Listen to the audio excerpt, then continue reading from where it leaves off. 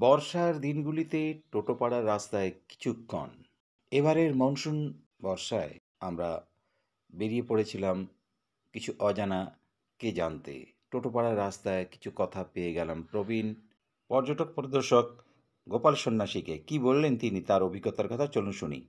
হ্যাঁ, আমরা এই টোটোপাড়া এই পথ দিয়ে যাচ্ছি। যাওয়ার পথে আমরা এই হলাপাড়ার মাঝে যে বারোহালিয়া যে জায়গাটা, এখানে আমরা থামলাম। আর এই জায়গাটার বৈশিষ্ট্য হলো, একদিকে যেমন তোষা, একদিকে পাহাড় পর্বত, সবুজ অরণ্য আপনারা দেখতে পাচ্ছেন। হ্যাঁ, এই বর্ষাকালে যদি কোনো ট্যুরিস্ট মানে আসে, পর্যটকরা যদি আসে, তাহলে বর্ষার যে একটা আনন্দ সেটা এখানে পাবে। হ্যাঁ, কারণ আমরা কি বলি, আমরা শুনে আসছি যে জলদাপাড়া 3 মাস বন্ধ থাকে। জলদাপাড়ার ভিতরে কোর এলাকা, যেখানে সাফারি এলিফ্যান্ট রাইডিং হয় না, কিন্তু তার বাইরে যে জঙ্গল আছে, এই জঙ্গলটা তো ব্যাপক জঙ্গল। এই জঙ্গলটা হলো জলদাপাড়া নর্থ সাইড। হ্যাঁ, এর বৈশিষ্ট্য আলাদা। এখানে এখানে প্রচুর হাতির আবাসস্থলে এটা। এখানটায় আসে, এবং চিতাবাঘ টাঘ হরিণ টরিণ সবই আছে। আর সব থেকে মূল্যবান কথা হলো, এই সময়তে এই গাছগুলো মনে হচ্ছে ঝকঝকা, পাতাগুলো ঝকঝকা, মনে হচ্ছে স্নান করেছে এরা। সব সবুজ দেখা যাচ্ছে, মানে মানে মানে কোনো ধুলাবাড়ি নেই। যদি এখানে টুরিস্টরা আসে, পর্যটকরা আসে, ভীষণ আনন্দ পাবে। ভীষণ যে জঙ্গলগুলো যে দেখছি, ঝকঝকা পাতাগুলো, খুব আনন্দে মনে যে নাচছে এরা। তো আমি টুরিস্টদেরকে বলছি, মানে পর্যটকদের, যদি আপনারা আসেন, আপনারা এই অনুভূতিটা আপনারা পাবেন। এই মুহূর্তে আমরা চলেছি লঙ্কাপাড়া জঙ্গলের মধ্যে দিয়ে বাংরি এবং তিতি নদী পেরিয়ে টোটোপাড়ার রাস্তায়। দেখতে পাচ্ছেন এই পর্যটকরা বর্ষায় পেরিয়ে এলাম আমরা দিতি নদী।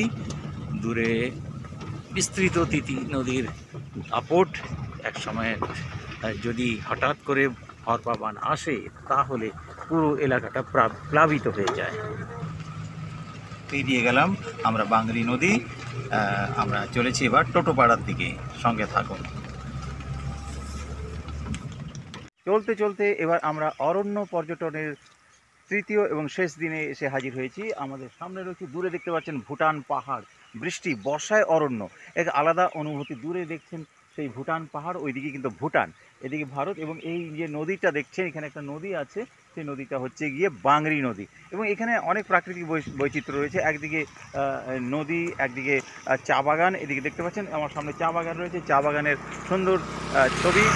আর এই রাস্তা চলে গেল একেবারে সেই টোটো পাড়ার দিকে। আমরা এখন সেই দিকে তুলে ধরছি। দেখতে পাচ্ছেন পেছনে যে রাস্তাটা, আমরা নদী পেরোবো, ওই বাংরি নদী পেরোবো। সামনে দেখতে পাচ্ছেন দূরে রয়েছে সেই নদী। আমরা মানে আমাদের জিপ, সাফারি জিপ, সেই নদীর উপর দিয়ে যাবে। এবং একটা আলাদা অনুভূতি বর্ষায় পর্যটন এবং অরণ্য পর্যটন, যেখানে আমরা একদিকে কৃষি জমি, আরেকদিকে চা বাগান, আরেকদিকে জঙ্গল, পাহাড়, নদী সব পাবো। সঙ্গে থাকুন। উত্তরের প্রকৃতির অপরূপ আশীর্বাদ হলো এই ডুয়ার্স, পূর্ব ডুয়ার্স, মধ্য ডুয়ার্স এবং পশ্চিম ডুয়ার্স।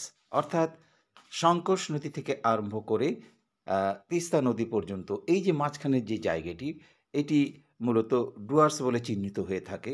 এখানে আমরা যেটা পাই, একটু আগে যেটা শুরু করেছিলাম টোটোপাড়ার কথা দিয়ে, এই টোটোরা হলো এক জনজাতি, প্রিমিটিভ ট্রাইবালস। মানে এরা এখন একটা সময় ছিল যাদের জনসংখ্যা ধীরে ধীরে কমে গিয়েছিল, এখন সেটা বাড়তে বাড়তে ১৬৫০-এর ওপরে রয়েছে।